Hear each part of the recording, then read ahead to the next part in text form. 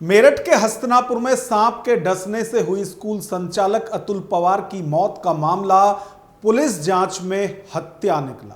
Police के अनुसार पत्नी दामिनी ने अपने प्रेमी तुषार और 2 अन्य साथियों के साथ मिलकर उसकी मौत की पटकथा लिखी थी, लेकिन इस पूरी कहानी में कई झोल थे जो पुलिस के गले नहीं उतरे और शुरुआती जांच में ही सारे षड्यंत्र से पर्दा हट गया। यूपी के मेरठ में कैसे एक और पति अपनी बीवी के अवैध संबंधों के चलते साजिश का शिकार हुआ, आज का विश्लेषण इसी पर। नमस्कार, मैं हूं नागेंद्र भाटी। मेरठ के हस्तिनापुर में स्कूल संचालक अतुल पवार की मौत सांप के डसने से नहीं हुई थी, बल्कि उसकी हत्या की साजिश रची गई थी। हस्तिनापुर थाना क्षेत्र में सर्पदंश से हुए युवक की मौत का मामला सनसनीखेज हत्या की साजिश निकला। पुलिस जांच में खुलासा हुआ कि युवक को मारने के लिए सांप को हथियार बनाया गया था। आरोप है कि मृतक की पत्नी ने प्रेमी और 2 अन्य साथियों के साथ मिलकर वारदात को अंजाम दिया। पुलिस के मुताबिक हत्या के पीछे 20 लाख रुपए की बीमा राशि और अवैध संबंध की बात सामने आई है। देखिए, आज थाना हस्तिनापुर पर यह सूचना प्राप्त हुई कि अतुल पवार पुत्र श्री अजब सिंह की संदिग्ध परिस्थितियों में मृत्यु हो गई है और उनके बिस्तर से एक सांप मिला है। तो वहां पर तत्काल थाना पुलिस और सीओ मवाना पहुंचे। जो देखा गया तो परिजनों द्वारा ये बताया जा रहा था, विशेषकर पत्नी द्वारा, कि सांप के डसने से ही इनकी मृत्यु हुई है और पुलिस को सूचना देने से पहले ये उनको अस्पताल भी लेकर गए थे। परंतु जिस प्रकार की परिस्थितियां थी और जो सांप का व्यवहार होता है उस जानवर का, कि वो बड़ा शाई होता है, उसको लेकर कुछ चीज़ें मैच नहीं खा रही थी कि वो क्यों बिस्तर में इनकी चादर के अंदर आकर उनको काटेगा। इसी क्रम में टेक्निकल सर्विलांस किया गया तो इनकी पत्नी जो हैं दामिनी, इन्हीं के स्कूल के ड्राइवर, ये दोनों मिलकर एक school Krishna kids public school चलाते थे। इन दोनों ने 2019 में प्रेम विवाह किया था। दामिनी का इनके ही स्कूल के एक ड्राइवर से संबंध पता चला। इनकी लगातार उनसे वार्ता होती थी। तुषार नाम का व्यक्ति था। तुषार का जब मोबाइल और अन्य चीज़ें देखी गई तो उनके मोबाइल में एक डब्बे में बंद एक सांप का फ़ोटो भी प्राप्त हुआ। उसके आधार पर जब उससे पूछताछ की गई तो उसने ये बताया कि 2 सपेरों से मिलकर उसने एक सांप खरीदा था और जो मृतक अतुल हैं वो एक विद्या प्रकाशन में ड्राइवर का काम करते थे पहले। इनका 20 लाख का बीमा था। इसी पैसे को लेकर इन दोनों ने ये प्लान बनाया कि ये अपने पति को मरवा देंगी और वो अपनी पत्नी से तलाक ले लेगा और ये दोनों शादी करके और इस पैसे से आगे चल के रहेंगे। मेरठ में एक और पत्नी ने सांप से कटवाकर पति को मौत के घाट उतार दिया। आरोप है कि कातिल पत्नी दामिनी का स्कूल के कार ड्राइवर तुषार से प्रेम प्रसंग चल रहा था। दोनों साथ रहना चाहते थे, इसलिए यह पटकथा रची। उत्तर प्रदेश के जिला मेरठ में पत्नी दामिनी ने पति अतुल पवार को जहरीले सांप से कटवाकर मार डाला। पति पत्नी स्कूल चलाते थे। स्कूल के ड्राइवर तुषार से पत्नी का अफेयर था। तुषार ने 2 और युवक सोनू और उदय की मदद से जहरीला सांप मंगाकर दामिनी को दिया। दामिनी ने पहले नशीला दूध पिलाकर पति को बेहोश किया, फिर उसके बिस्तर में सांप छोड़ दिया। मेरठ में साल भर के अंदर यह ऐसी दूसरी वारदात हुई है। अब इस पर पुलिस का क्या पक्ष है या पुलिस का क्या कहना है, पुलिस के दावे भी आप सुनिए। इसमें इसी क्रम में ये भी पता चला कि थोड़े दिन पहले अभियुक्त द्वारा अतुल जी का अर्टिगा से टक्कर भी मारी गई थी। तो जब अतुल ने अपने घर में दामिनी से पूछा कि इसमें मुकदमा कराया जाए तो दामिनी ने ये कहकर टाल दिया था कि जब गाड़ी का नंबर नहीं पता है या कुछ नहीं पता है तो फिर मुकदमा करा के क्या करेंगे। और फिर उसके द्वारा सोची समझी साजिश के तहत इस घटना को कारित किया गया है। इसमें जो बरामद सांप है उसे पोस्टमार्टम हेतु भेजा जा रहा है।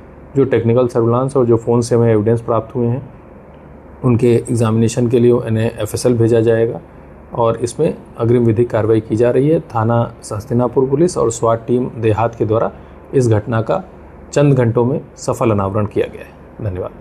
हस्तिनापुर पुलिस ने प्रेमी के साथ मिलकर पति को सांप से कटवाकर मारने वाली पत्नी दामिनी, उसके प्रेमी तुषार, सांप मुहैया कराने वाले सोनू और उदय को गिरफ्तार कर लिया है। यानी इस मामले से जुड़े हुए सभी आरोपियों की गिरफ्तारी हो चुकी है। यहां तक कि मरा हुआ सांप भी पुलिस के कब्जे में है। दामिनी और अतुल पवार ने लव मैरिज की थी। शादी के बाद दोनों पति पत्नी स्कूल चला रहे थे। इसी दौरान दामिनी का स्कूल के ड्राइवर तुषार से प्रेम प्रसंग हुआ। कातिल पत्नी दामिनी ने प्रेमी तुषार को 15,000 देकर यह जहरीला सांप मंगवाया था। दावा है कि 3 दिन तक दामिनी ने सांप को भूखा रखा, फिर अतुल को दूध में नशीली गोलियां मिलाकर खिला दी और बिस्तर पर सांप छोड़ दिया, जिसके बाद सांप ने काट लिया और अतुल की दर्दनाक मौत हो गई। जिस तरह से बीवियों की साजिश, षड्यंत्र और प्रताड़ना के केस बढ़ रहे हैं, जिसमें या तो पतियों को आपराधिक साजिश के चलते मौत के घाट उतारा जा रहा है या फिर मानसिक प्रताड़ना से आत्महत्या के लिए मजबूर किया जा रहा है, उससे खौफ में आया पुरुष समाज अब महिला आयोग की तरह पुरुष आयोग की मांग कर रहा है। सुप्रीम कोर्ट के वरिष्ठ वकील डॉक्टर एपी सिंह भी जोर शोर से पुरुष आयोग का समर्थन कर रहे हैं। पहले शादी के बाद रिलेशंस, दूसरे रिलेशन, कैरेक्टर लूज और संबंध, अवैध संबंध इस तरह के होते थे।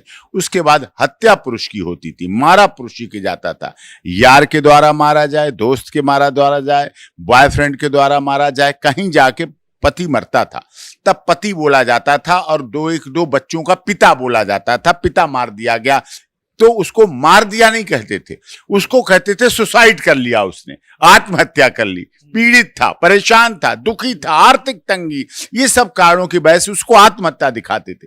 होती वो भी हत्या थी। उसके बाद धीरे धीरे शादी के तुरंत बाद होने लगा कि शादी तो मैं कर लूंगी लेकिन उसके साथ जाऊंगी नहीं। हनीमून पे यूं होने लगे, हनीमून पे होने लगा। शिलोंग का आपने देख लिया, नीला ड्रम मेरठ का देख लिया, ये सब चलता रहा।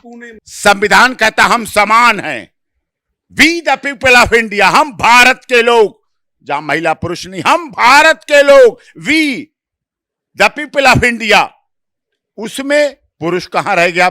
फिर पुरुष आयोग क्यों नहीं, पुरुष हेल्पलाइन क्यों नहीं, पुरुष हेल्प डेस्क क्यों नहीं, पुरुष थाना क्यों नहीं, पुरुष फास्ट ट्रैक कोर्ट नहीं, पुरुष की आइडेंटिटी क्यों नहीं छिपाई जाती, पुरुष को मफल्ड पेश क्यों नहीं किया जाता है, पुरुष के लिए एक हेल्पलाइन क्यों नहीं बनाई जाती जो अपनी शिकायत कर सके, पुरुष के लिए थाने में हेल्प डेस्क क्यों नहीं बनाई जाती है। पुरुष आयोग, पुरुष बचाओ, सेव मेंस, प्रोटेक्ट मेंस की गाड़ियां क्यों नहीं घूमती? कब तक एक कलंकित होते रहेंगे हम? एक तरफ बीवियों से धोखा खाया पुरुष समाज खौफ में है और पुरुष आयोग की मांग कर रहा है, वहीं समाज सेविका अतुल शर्मा पुरुष आयोग की मांग को बेतुका बताते हुए इस तरह के सभी आयोग को सरकार के लिए सफेद हाथी बता रही हैं। पहला तो मैं आपके पुरुष कमीशन को खारिज करती हूँ सिरे से, इसलिए खारिज करती हूँ, मैं तो तमाम कमीशंस को खारिज करती हूँ।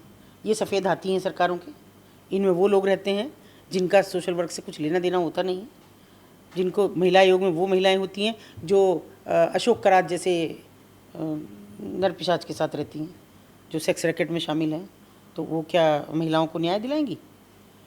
इनके पास दूसरी बात ये है, जुडिशियल पावर नहीं होती। जितने भी आयोग हैं ये केवल निर्देशित कर सकते हैं। एसएसपी को कह दिया वो शिकायत आई है, इस पर आप जांच करके आख्या दें, बस ख़त्म हो गई। अब एसएसपी क्यों अपने किसी थानेदार के खिलाफ बोलेगा, किसी दरोगा के खिलाफ बोलेगा? वो लिख के भेजेंगे जो उसके दरोगा ने बताया साहब ये ऐसा था, हो गया, बात खत्म हो गई। किसी को आज तक सजा मिली है? महिलाओं के संरक्षण के लिए यदि देश में महिला आयोग हो सकता है तो फिर पुरुषों के लिए पुरुष आयोग क्यों नहीं हो सकता? इसके पक्ष विपक्ष में बहस हो सकती है, जो हो भी रही है।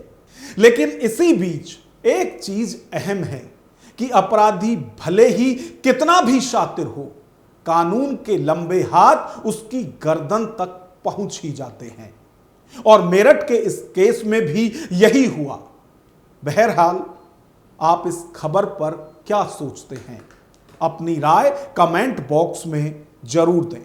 यदि वीडियो पसंद आए तो लाइक करें और इसी तरह की वीडियो देखने के लिए हमारे चैनल को सब्सक्राइब करें।